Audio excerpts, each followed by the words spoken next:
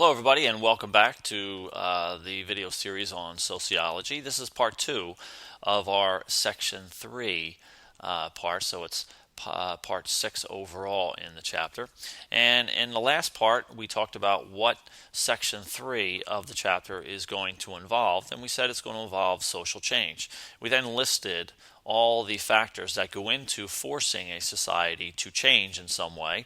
And we're now going to take a look at each one of these and be more specific. So today's part, which is part 6 of the series, is going to deal with the first two, changes in values and beliefs, as well as changes in technology.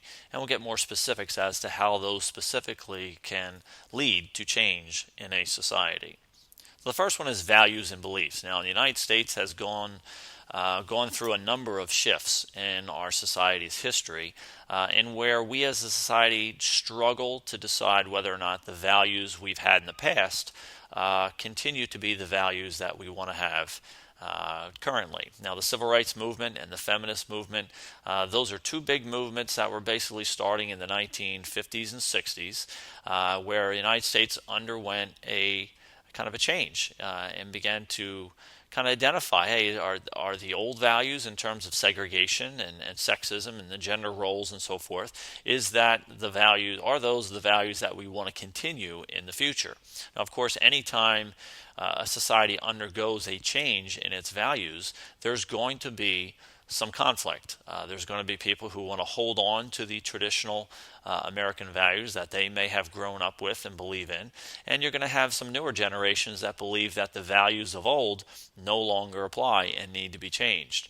And that conflict certainly came out with the civil rights movement and the feminist movement as well. We also saw, of course, during the 60s and 70s, a very different society than the 1980s. In the 1980s, we had the Ronald Reagan Revolution, and the conservative movement began to become much more popular starting in the 1980s, and so we as a country underwent some changes in our beliefs and our ideology as a society, and that's pretty much going to happen as well. Different stages in our country's history, we as a society tend to have different belief systems and ideologies, and we go back, in terms of politically, we go back and forth, Democrat, Republican, conservative, liberal, and so periodically we see shifts in the overall values and beliefs of a society, and not everybody is always happy with those shifts, and a number of our political debates are caused by these changes or possible changes in our values and belief systems as a society. One of the things that people will point to and criticize is that quote down there. It's called defining deviancy down.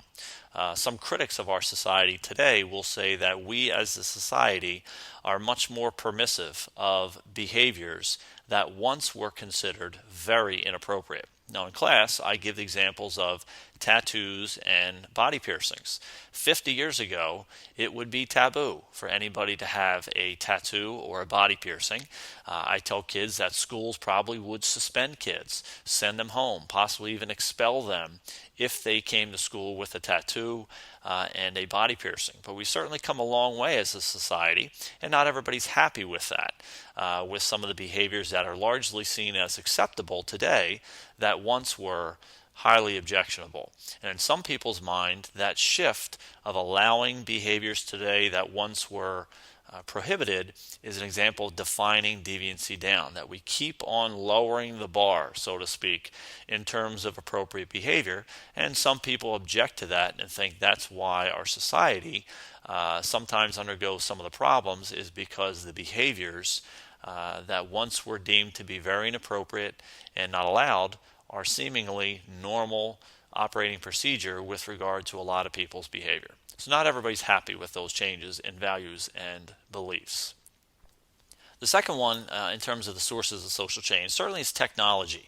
Now, we, and certainly in America, being a very technologically advanced society, undergo technological changes every single day, and that certainly changes the way we live. Certainly with the emergence of cell phones and smartphones and laptops and all kinds of other technological advances with the internet, that has certainly changed virtually everything about our society, some for the good and some for the bad. The point is, technology does change. Now, one of the struggle with technology for any society is that technology will always come about faster than our ability to handle that technology. So the example I give to my students is schools in general all across America struggle with the difficult job of a cell phone policy. Kids are all going to have, for the most part, a cell phone. The problem is, what do you do with those cell phones? What are the rules? Do we let kids use them in the hallway? Do we let kids use them at any time in the classroom too?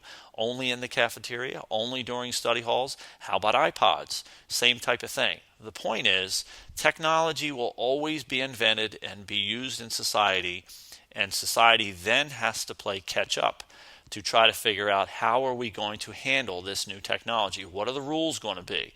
And that concept of technology always coming into society before society's ability to handle it is called cultural lag.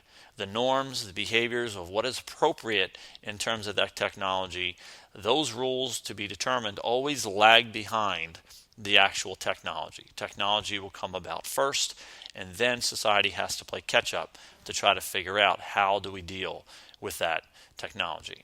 So that's the first part of the sources of social change, and next time we'll get into some of the other aspects that force a society to change.